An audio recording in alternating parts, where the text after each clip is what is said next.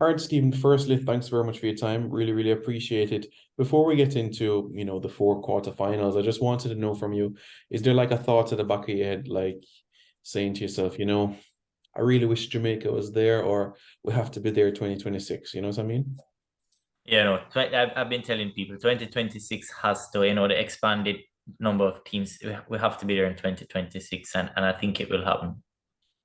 Yeah, definitely an exciting time to look forward to. When you look at CONCACAF, when you're bearing in mind USA, Canada, Mexico won't be in the qualifiers, that has to be a chance for us, you would have to say. I definitely agree. Definitely. I mean, I was, to be honest, disappointed. Especially I thought the octagonal, in this qualifying phase would have been a huge benefit to us. And I think we are probably one of the stronger teams. We are one of the stronger teams in CONCACAF in the region. And it shows time and time again, especially, certain Gold Cup semi-final appearances and stuff like that. But when it just comes to that final phase of qualification, there's disappointment. But I think it will happen in 2026, and I really hope so. Absolutely. All right, so let's crack on with the World Cup as a whole. As you know, it's Croatia, Brazil, Netherlands, Argentina, Morocco, Portugal, and England, France, which one of those four games you would say stands out the most? I think England France stands out the most to everyone, and it does stand out to me just because of England versus France. That's like a potential final as a quarter final. But honestly, to me, I think one that I'm really looking forward to, tactically speaking, is Argentina versus Netherlands. Mhm.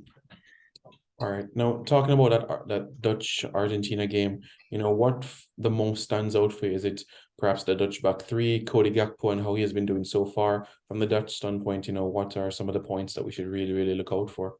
Yeah, well, I think that's the main thing because something I've highlighted before to a lot of people, and I wrote an article about it before the World Cup started, was one of the major trends that are going on right now in modern day football tactics wise is attacking with a front five. So we see a lot of teams that attack with a 3-4-3 or a 3-5-2 or even a 4-2-3-1, 4-3-3. A lot of it what happens, and it's kind of where Italy's European Championships tactics was based in attacking with a front five, whether it's through both wing backs pushing up. That's kind of like how Liverpool play with Andy Robertson, Trent Alexander-Arnold, the wingers stuck in.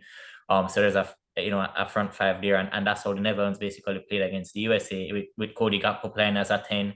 Mhm. Then you had Depay and Bergwijn came in for a while up front as well, and they ended up attacking with that front five, Dumfries and I think Blind at left wing back as well. So there was something there, where they kind of outnumbered the US 5v4 in attack. And I think it's going to be dangerous for Argentina if that happens. And that's why I think Argentina have to make that switch to a back five, back three, for this game where they might be in trouble. Well, it's interesting as well, Stephen, heading into from an Argentine perspective, if you look at perhaps six of their last nine games, they've ensured that they've scored within the first 20 minutes. They've always had that sort of high octane, high intensity sort of start. So, from their attacking line, would you say the likes of an Alvarez and perhaps Di Maria coming from the bench to start would be a key ingredients for the Argentine outfit? Yeah. After that first game, I that were against Saudi Arabia, I think I've kind of been an advocate for Julian Alvarez to start. I think the energy that he injects into that Argentina team. Yes, Lautaro Martinez is a very good striker, and he was a starting striker. But the energy that Alvarez injects, and especially his work rate off the ball, is I think it's better and more energetic than Martinez. And I think Argentina are going to need that the deeper they go into the tournament. And then of course Di Maria. I mean, Messi is Messi, but I think having somebody like Di Maria maybe frees up a little bit of that creative dependence from Messi. Of course, it's still going to depend on Messi so much, but there's just another source of creativity there. But I think the only disadvantage with that is maybe it takes away from some of the potential with Sebi important for, if Di Maria is playing on the right and kind of tucking into the half space because of just that's his, style of play really as a number 10. That right back in Montiel is going to have to really, make sure he's providing a lot of within attack. And going back to the round of 16 slightly, Stephen, the Argentines, they took on Australia. Would you say perhaps they took the foot off the gas after they went 2-0 up, or perhaps took the opposition a little bit lightly, in that last half an hour or so? Yeah, I think that's exactly the case. Maybe took their foot off the gas, took the opposition up a bit lightly, and I think especially because the fact that they were up, it was more of a game management mindset in a sense, and trying to win the game, and I think that kind of allowed for a little complacency to sneak in, and then also credit to Australia. just like a lot of the underdogs have been playing really well and defending, realize even with a 4-4-2, before we talk about England's game against France, Senegal gave, they defended in a 4-4-2 against England in that round of 60 game and kind of made it difficult for England to play the ball through Declan Rice as a pivot because of using that front two in the 4-4-2 to kind of cover shadow Declan Rice. So a lot of these underdogs that have been defending in a 4-4-1-1 or 4-1-4-1 or 4-4-2 have kind of made it difficult for a lot of these major nations that we expect to kind of just walk over them, which is not necessarily the case a lot of times in tournament football. Right. The first, you could say, quarterfinal of Friday will be that Croatia Brazil game. Did you have Croatia as a potential quarterfinalist in your wall bracket, or they were just perhaps a team that would just maybe, depending on the draw, would get out of their group? Yeah, no, I had them for sure. I had them winning that group. I mean, Morocco ended up winning that group, but I did have them winning the group for sure, making it to the quarterfinals.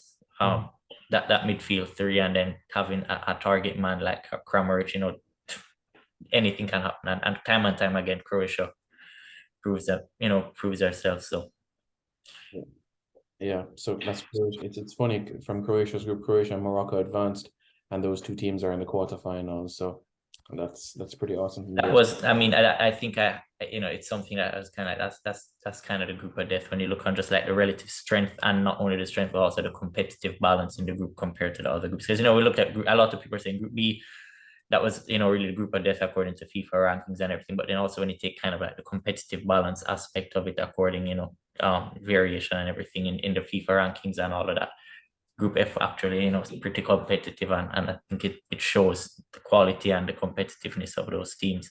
But in terms of that game with Croatia and Brazil, I'm really interested for that midfield battle. I think that's going to be really, really interesting, because that 4-3-3 from Croatia with that midfield three, and then you have that 4-2-3-1, which really, like we spoke about last time, is going to be a 2-3-2-3 for Brazil. It's going to be interesting because Neymar kind of has a license to roam. So is the 6 for Croatia, thinking Brozovic, going to kind of have a responsibility to man mark Neymar, follow him around the field because he's given that license to roam, where the other two in Modric and Kovacic are allowed to, are going to be responsible for Fred and Lucas Paqueta, or Casemiro, sorry, and Lucas Paqueta. So that midfield battle will be really interesting there. Yeah. Stephen, for you, would you say Belgium's elimination is the biggest flop of the tournament, or Germany, or another team that you had in mind? I'd say Germany, not Belgium. Okay. I wasn't surprised with the elimination from Belgium, honestly. I think part of it has been highlighted a lot, the aging backline. In the system that Roberto Martinez played, he just never were able to get the best out of Kevin De Bruyne, who's going to be key. Eden Hazard really hasn't been the same type of player he was since Real Madrid. So I kind of really, Lukaku wasn't fully fit and sharp. We kind of had that momentum. So I really wasn't surprised. All right. And as you know, the last quarterfinal of the day, many people said this should not be a quarterfinal. It should be like a semi-final or even a final, England, France. Do you see it's as a game that could go either way in a sense? Yeah, it is. It is. I'd love to get your opinion on this before we kind of start to discuss the tactics. Do you think Southgate has to, or does switch to a back five for this game? Personally, based on history, I would say that is what he will do. That is what history would say, that he would play that game. I don't want him to do that. Honestly, I wouldn't want him to do that. I think we're at a stage now where England is at a stage right now where they can be brave based on the attacking options that are available, especially with the emergence of a Bellingham, that you can go toe-to-toe in that sense. Because when the French team are in possession, there will be space in behind. And when you think about a Rashford and Saka were fearless, there will be space to exploit. So which is why my preference is not to go with a back five. That's my preference at all, to not go with that back five, honestly. I can understand disagree though. Yeah.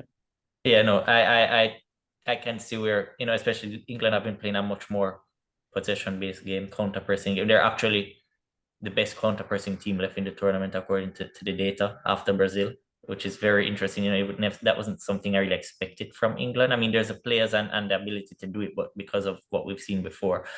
But I think he does go with the back five and brings in Trippier alongside Walker in the right wing back. role, especially when you come into a quarterfinal like this and it's a little more potentially cagey, especially against France. The advantage that maybe Trippier gives you on set pieces as well, I think it happens. The width, I think, and the attack from the wing back would probably come from Luke Shaw. I think it'd be very interesting to kind of see Trippier be a little more defensive, his mindset to be a little more defensive and stay back and allow the width from the opposite wing back in Shaw. And then those last minute runs from Bellingham into the box could be a real danger. And I think the only advantage, I mean, not only, but one of the other advantages of that of playing that back five is if that width comes from Luke Shaw on the left flank, that allows Phil Foden to kind of tuck in. If Phil Foden starts to kind of tuck into those half spaces where he can be really dangerous in those half spaces. And then again, you throw in Bellingham making those last minute runs into the box and then having that width from Saka. And then also the interesting part is that, like you said, which is why I would definitely say I completely understand and probably agree with that aspect of the point where England can go toe to toe with France, is that when you have somebody like Saka, France are going to play mainly down their left with those combinations between Theo Hernandez, Rabiot, Mbappe, Griezmann on the left-hand side. And Koundé is going to kind of play as a de facto right back more than a wing back. Going to tuck in a little bit as a form of rest defense. There's going to be space for Saka to run in behind because Theo Hernandez is so attack-minded that there's a good opportunity for counter-attacks and that space left in behind on the right-hand side. So I think that's why I'm really interested in the England-France game and the Argentina-Netherlands games, because I think those two are going to be very, not necessarily cagey, but they're going to be very tactical, and the coaches are going to have to adapt as the game emerges, and it will be interesting to see how Southgate responds, because if Rashford doesn't start, you have somebody like Rashford on the bench who can completely change that game, and the form he's in now, that can just be the game in itself from a substitution like that. And then the depth that France have on their bench, and then you talk about the experience of a Van Gaal and his tactics and his history in a World Cup before with the Netherlands, but then the relative inexperience of somebody like Scaloni with Argentina, but yet there's also good options on the bench for Argentina as well. So it's going to be very interesting. Yeah, and finally, Stephen, as it relates to the French, Olivier Giroud has been, that focal point. In a sense, could you say the French team, at least to the eyes, looks a better unit, even without a Benzema, who is, of course, out due to injury? Yeah, and I think it's a blessing in disguise for them that Giroud is there instead of Benzema. And I think the reason why they won the 2018 World Cup, and people say, but Giroud didn't score. But I remember that first game in the 2018 World Cup where France played Australia and they struggled. And Giroud came in and changed that game. And after that, Giroud started. And what that allowed was there was a focal point for France up front, somebody who can hold up the ball, attract the opposite centre backs, and allow Griezmann, Mbappe to kind of be at their best. And I think it's a similar situation. And now the goals are coming for Giroud. And I'm happy for him. They're well deserved after, that contribution in 2018. And everybody's like, he didn't score. But you get that same benefit. But then, of course, when Benzema is there, it's really tricky because, like I said, it's probably a blessing in disguise. That's not to say that Benzema couldn't do the same role, because I think Benzema offers a bit more, well, he does offer a bit more speed than Giroud, but he also does kind of offer that hold up and link up play. So it would have been, it's kind of thought provoking how it would have turned out if he was there. But, obviously you're going to miss somebody like Benzema, even if it's off the bench. Very true. Very true. All right, Stephen, thanks very much. Really, really appreciate it. Thank you. And definitely will be in touch.